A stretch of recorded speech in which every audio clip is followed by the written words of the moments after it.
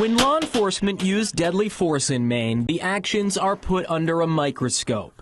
But when there's video showing what happened during those tense and often tragic moments, it can paint a clearer picture and possibly give families of victims some closure. They get the phone call, your son or daughter is dead. The police killed them. And all they want is some answers. Which is why former independent state representative Jeff Evangelos co-sponsored a bill to speed up the process for getting those answers, after the I-Team found the AG's office had a large backlog of cases under review. We passed this legislation to create some transparency, to give some justice to the families. Under the statute, the Attorney General now has 6 months to decide whether a use of deadly force is justified.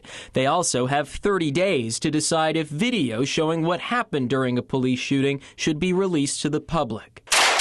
But over the course of the past year, the I-Team has found the office has missed the video deadline for 10 out of 15 cases. Some by a few days, but the majority were by a month or more. And in one case, by nearly 6 months. We put definitive timelines, which, by the way, were negotiated with Aaron Fry, the Attorney General.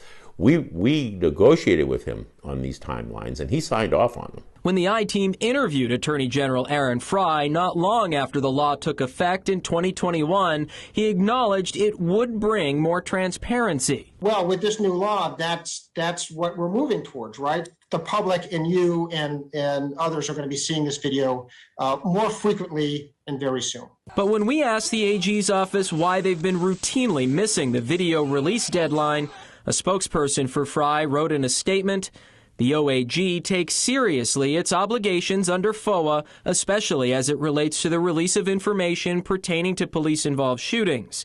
We strive to comply with the law's time limitations, and sometimes we unfortunately cannot meet the deadline due to resource limitations." He can assign somebody from his staff to make sure that it happens. He's the biggest law firm in the state. That's not an excuse. He's failing to obey the laws that we enacted. That's hard to fathom, an Attorney General not abiding by laws that we enacted. As for determining if the use of deadly force is justified, the Attorney General's office has been meeting that deadline.